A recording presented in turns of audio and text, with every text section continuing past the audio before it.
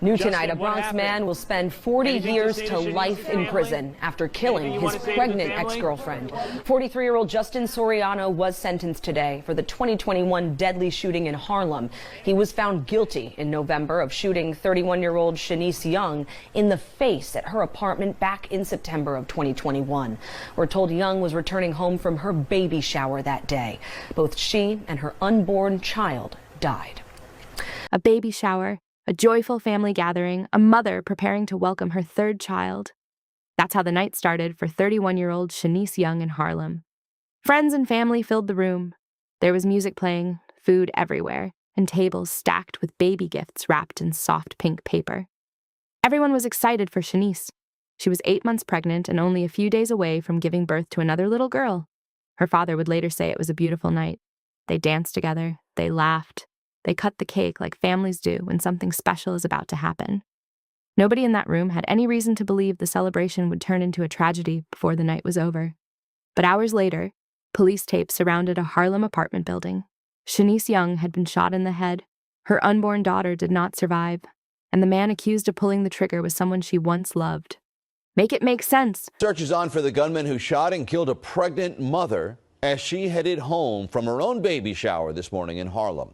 Eyewitness News reporter Naveen Dhaliwal spoke to the victim's grieving family. A celebration turned into heartbreak for a Harlem family. The pain was visible. She was 9 months pregnant. Shanice Young, a mother just weeks away from giving birth, was shot in the head in front of her building on West 128th Street. Shanice was a victim. Shanice did not have 4 children. Shanice had 2 daughters, and the third one died with her. Just after 1 a.m., Shanice was returning from her baby shower. She was taking the gifts into her building lobby when police say a fight broke out between 2 men. Neighbors say one of the men was Shanice's ex, the other the father of her unborn child. One of them had a gun that fired off. I was woken up because of the shots. A bullet hit Shanice in the head. As you could imagine, it was very tense and emotional last night. I don't think anybody was able to walk around here without crying. There's a memorial now for the 31-year-old and her unborn daughter. Stop the violence!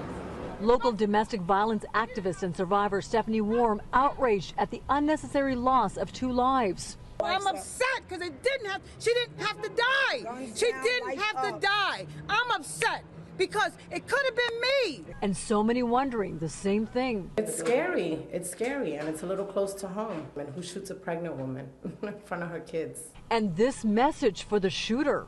This man needs to be off the street, and I pray that God convict him, that he would turn himself in, because the streets is mad at what I'm hearing. Tonight, police are still trying to determine who pulled that trigger. The shooter still on the run. To understand how everything unfolded, you have to understand who Shanice was to the people around her. She was known as someone who showed up for family, the kind of person who would help you before you even asked. Friends described her as generous and protective, especially when it came to the people she cared about. Shanice was already raising 2 daughters. Motherhood was a big part of her life.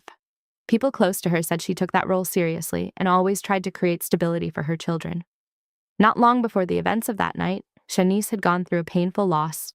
Her mother had passed away from ovarian cancer. That loss hit the family hard, and Shanice stepped up even more, helping care for younger relatives while still raising her own kids.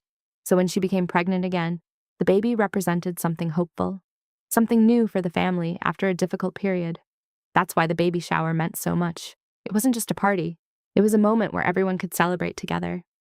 The night eventually came to an end, and like most baby showers, there were plenty of gifts to take home.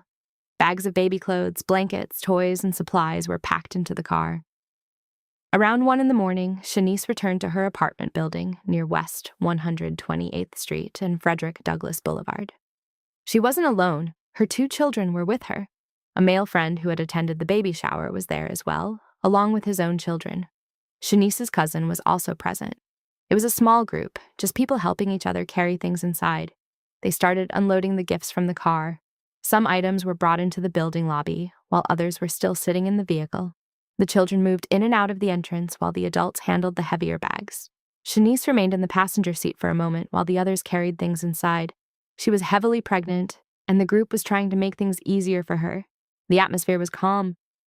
It was late, the street was quiet, and everyone was just trying to finish bringing the gifts inside so they could finally call it a night. But at some point during those few minutes, someone else arrived on the block. A motorcycle pulled up nearby. The person riding it was dressed completely in black. He wore latex gloves. His face was covered.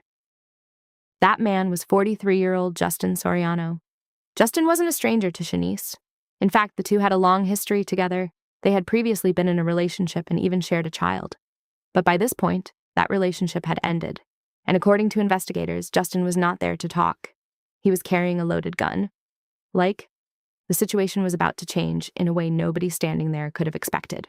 Because what happened next unfolded quickly, and several children would witness it firsthand. Justin entered the building and came face to face with Shanice's male friend in the lobby. That encounter turned tense almost immediately. According to prosecutors, Justin pulled out the firearm and began chasing the man through the building. The man ran. Children nearby saw what was happening and panicked. Some ran back toward the car where Shanice was sitting. Outside, the quiet Harlem street was about to turn into something else entirely, and within moments, the focus of the situation shifted directly toward Shanice. The man Justin had chased managed to run past the car and head toward Frederick Douglass Boulevard. For a moment, the movement pulled the situation away from Shanice, but only briefly. Within seconds, Justin turned back toward the area where the car was parked. Inside that car were 4 children. 2 of them were Shanice's daughters. The other 2 belonged to the male friend who had just been chased. They were young, and they had just witnessed a grown man running through the building with a gun. Let me tell you something. Situations like that unfold fast, but the fear sticks with people forever.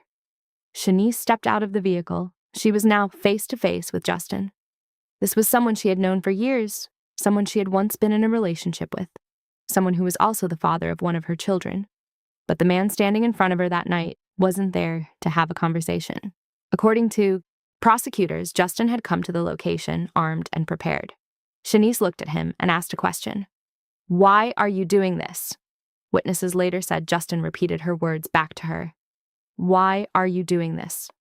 And then he fired. 3 shots. One of those bullets struck Shanice in the head.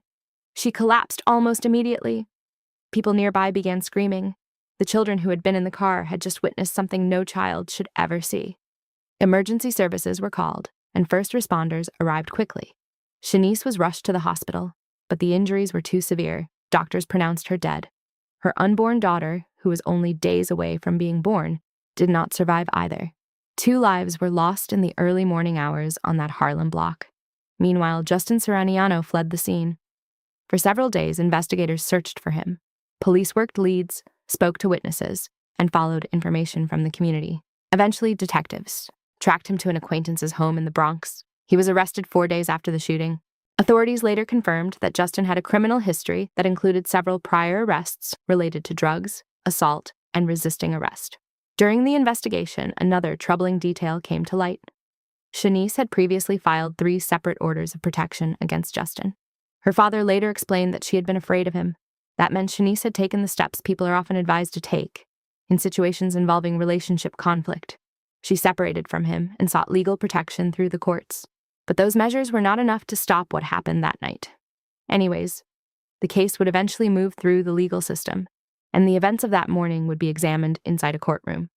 Precinct Station House in Harlem. His arrest on murder charges, signaling a moment of relief for his victim's family. Soriano stands accused of shooting his pregnant ex-girlfriend, 31-year-old Shanice Young, in the head last Sunday as she returned home from her baby shower. She was 8.5 months pregnant. I don't want him to see the light of day, you know. At the time of the shooting, investigators say Young was trying to break up a fight between her ex-boyfriend, Soriano, and her current boyfriend, who was also the father of her unborn baby.